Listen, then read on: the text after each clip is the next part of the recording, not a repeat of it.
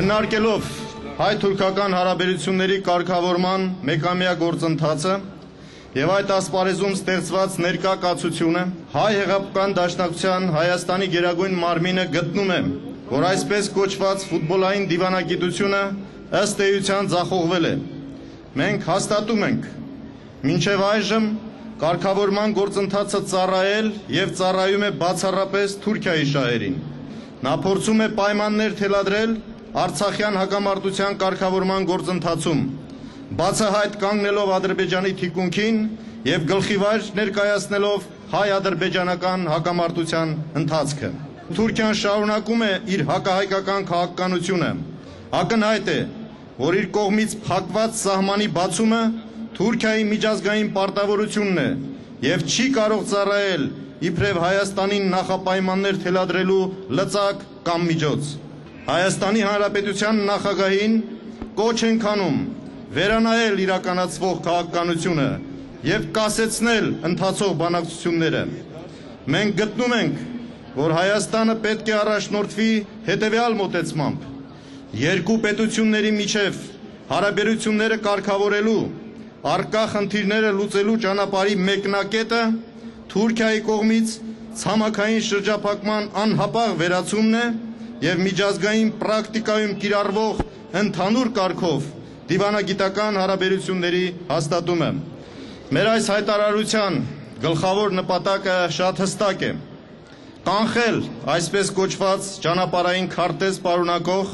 Հայաստան-Թուրքիա այնպիսի մի համաձայնագրի ստորագրումը, որը չի բխում մեր համազգային նպատակներից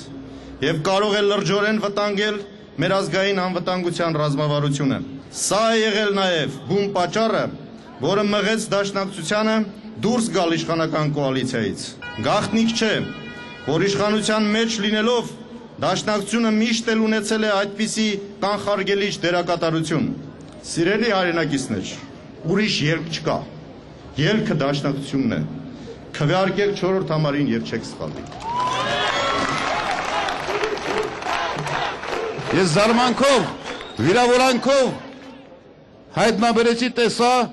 որ մեր մայրաքաղաքի փողոցներում ընդամենը 3-4 փողոցներ են անցել, բայց արդեն 3 տեղում տեսել եմ հսկայական 40 մետրանոց վահանակների վրա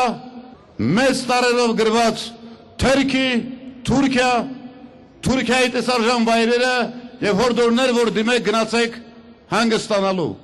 Գուցե իրավունքի հարցը, գուցե որևէ օրենքով հնարավոր չի արգելել, բայց ձեր մտքով կանցնի, որ այս նույն օրերին հայ-թուրքական հարաբերությունների այս լարված մթնոլորտում նման բան դուք կարող եք տեսնել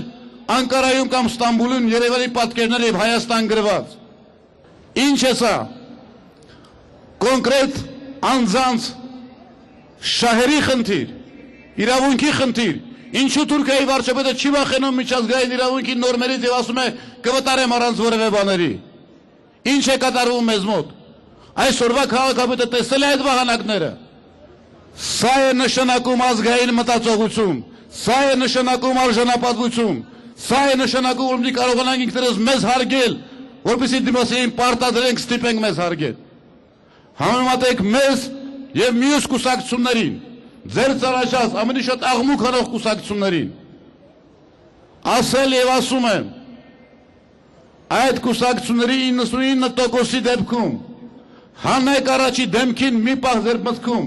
մոռացեք, որ այս կուսակցության ղեկավարը միանձնի այս մարդն է եւ 3 ամիս հետո այդ կուսակցությունը գոյություն չի ունենա։ Սա է քաղաքական ուժերի կշռի եւ ուժի տարբերությունը։ Դաշնակցությունը քաղաքական կազմակերպությունը եւ արդեն իր փորձով գործառույթներով պատասխանատու գիտակցված քայլ կատարելով նաեւ այս վերջին պարագայում ապացուցել է, որ ինքը կայացած քաղաքական ուժերով Հայաստանը հնար է պատկերացնել, Երևանը հնար է պատկերացնել առանց դաշնակցության ռեալ ներկայության։